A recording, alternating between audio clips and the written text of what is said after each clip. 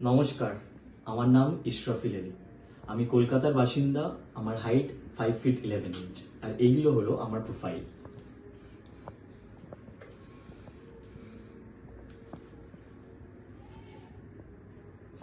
এবার আমি আমার অডিশনটা শুরু করলাম।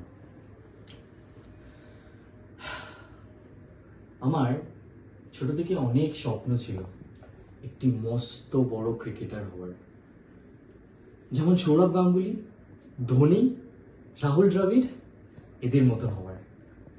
রোজ বিকেলে আমি টিউশন থেকে পালিয়ে খেলার মাঠে ছুটে যেতাম, কিন্তু